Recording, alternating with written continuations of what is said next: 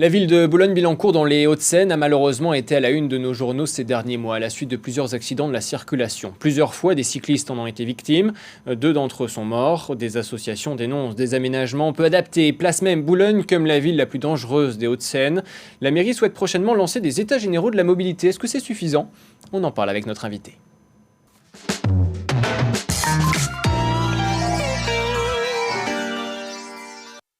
Frédéric Croc, bonjour. Merci beaucoup d'être avec nous. Vous êtes référent à Boulogne de l'association Mieux se déplacer à bicyclette. Tout d'abord, une question d'actualité.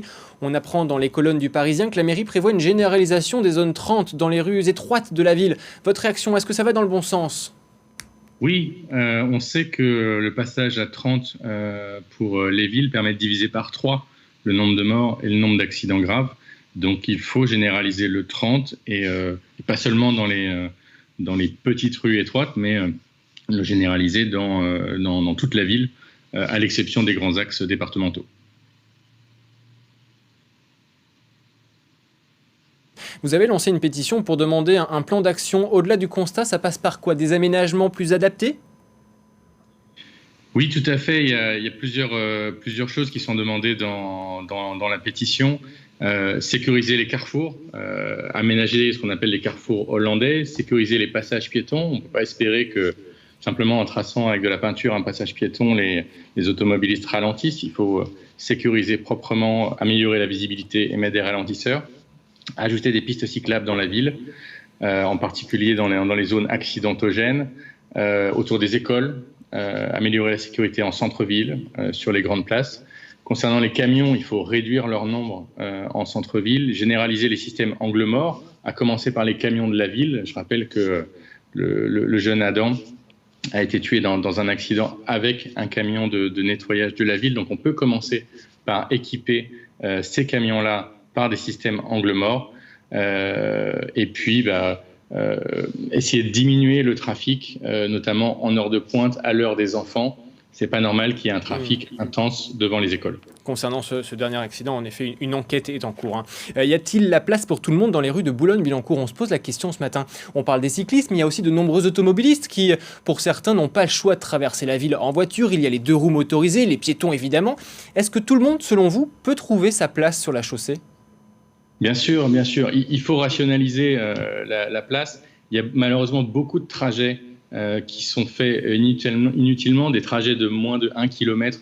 Je vous donne un exemple. Prendre sa voiture pour aller chercher sa baguette de pain, c'est un non-sens. Donc c'est ces trajets-là qu'il faut éliminer. Les gens peuvent le faire à pied. Et puis il y a beaucoup de place dans les rues de Boulogne, mais il faut avoir le courage de supprimer les emplacements de stationnement. Et ça, effectivement, il faut un peu de courage politique pour le faire. Si on veut que les gens circulent, il faut enlever le stationnement. Il ne sert à rien pour la circulation. Alors, certains cyclistes dénoncent la suppression, mais cette fois d'une coronapiste. La mairie justifie son choix en expliquant qu'elle provoquait des accrochages et surtout un reflux de voitures vers le centre-ville. C'est là où ça pose le plus de problèmes, finalement, ce centre-ville. Est-ce que c'est quelque chose que vous comprenez, notamment le fait qu'il y avait en effet beaucoup de véhicules, notamment des camions, en centre-ville?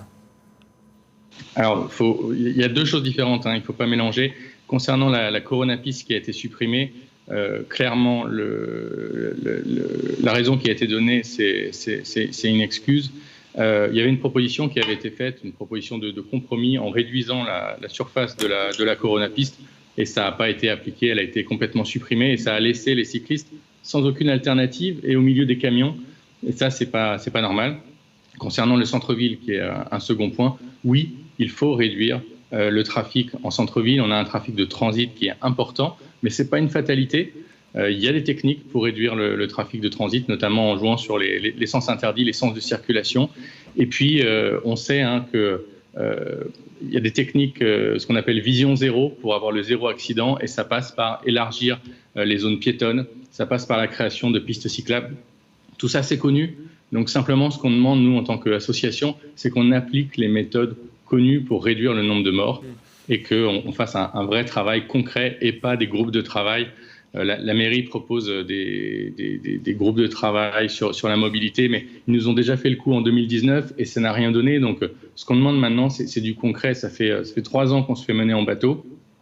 Maintenant, Mais la situation n'était peut-être pas la même en 2019 qu'en 2022. Il y a eu évidemment ces confinements, il y a eu les déconfinements avec un certain nombre de Parisiens, de Franciliens, notamment les habitants de Boulogne-Billancourt, qui sont désormais qui se sont mis à vélo. La ville qui souhaite des états généraux de la mobilité en concertation avec les villes voisines. C'est plutôt louable. Il faut se dire que les aménagements, que ça englobe un territoire plutôt, c'est mieux que ce soit un territoire en global plutôt que certaines rues. C'est réaliste ?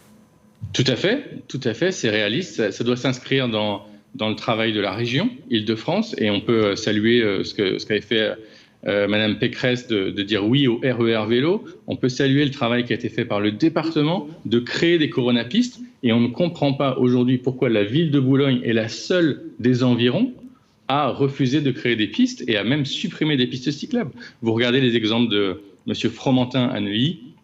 Il y va, il crée des pistes cyclables. Monsieur Santini, juste à côté, à Issy-les-Moulineaux, il a mis en place la zone 30 généralisée dans sa ville en 2020. Pourquoi Boulogne est la seule à ne pas faire d'efforts de ce point de vue-là pour sécuriser la ville? On ne comprend pas pourquoi on est isolé comme ça par rapport au reste du territoire. Une dernière question. Près de 18 000 signataires pour cette pétition. Moi, j'aimerais savoir quelles sont vos relations avec la mairie de Boulogne-Billancourt. Est-ce qu'une pétition est nécessaire pour discuter avec la municipalité ? Nous, ça fait 3 ans qu'on travaille avec la municipalité. On a commencé très cordialement à aller les voir. Alors, ce n'est plus le cas ? Ce n'est plus des relations cordiales ? Clairement, ce n'est plus le cas parce que ça fait 3 ans qu'on voit que ça n'avance pas, que rien n'est fait, qu'on nous mène en bateau. Donc, il y a un moment, on est énervé. Les morts ont eu lieu sur des endroits qu'on avait identifiés comme dangereuses, sur lesquels on avait demandé des choses à la mairie, des améliorations, des aménagements de carrefour, ça a été refusé.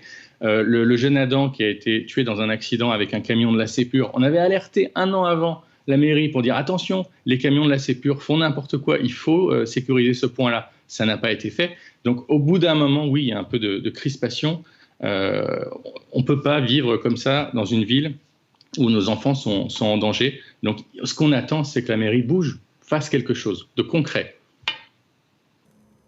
Merci beaucoup d'avoir été avec nous, Frédéric Croff. Vous êtes référent à Boulogne de l'association Mieux se déplacer à bicyclette. Évidemment, c'est une thématique qui vous fait réagir. On a eu l'occasion d'en parler récemment tout au long de la matinée sur BFM Paris. On va continuer à en discuter ensemble avec le hashtag BFM Paris sur les réseaux sociaux. À tout de suite.